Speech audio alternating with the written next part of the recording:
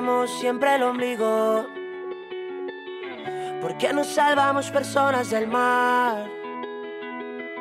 ¿Por qué cambiamos nuestro tiempo por dinero? Escuchamos pero nos da igual. ¿Por qué cerramos la puerta a los sueños de esa gente que quiere volar? Que vienen muriendo, escapando de la guerra, y nosotros viviendo sin más.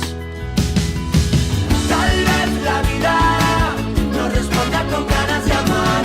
Tal vez los sueños se puedan hacer realidad. Somos parte de este mundo y solo queremos la paz. Tal vez la vida nos devuelva la humanidad. La la la la la la la la la la la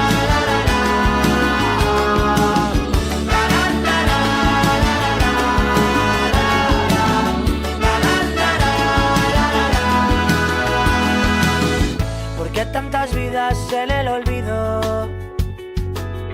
¿Por qué nos callamos sabiendo gritar? ¿Por qué las banderas nos marcan el camino y las balas tienen que matar? Ya no se habla de niñas y niños, mujeres y hombres que cruzan el mar,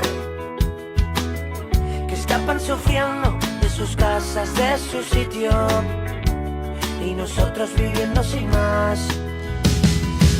Tal vez la vida nos responda con ganas de amar.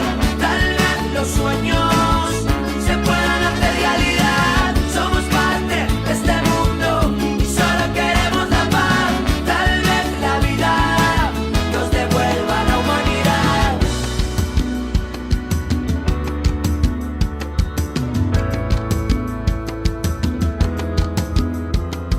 Somos ese niño que llora, esa familia que no tiene ropa. Somos esa niña que nace y ese viejo que no tiene aire. Somos ese mar con tormenta, esa joven que sueña tristeza. Somos el futuro quemado de la gente que pide la mano.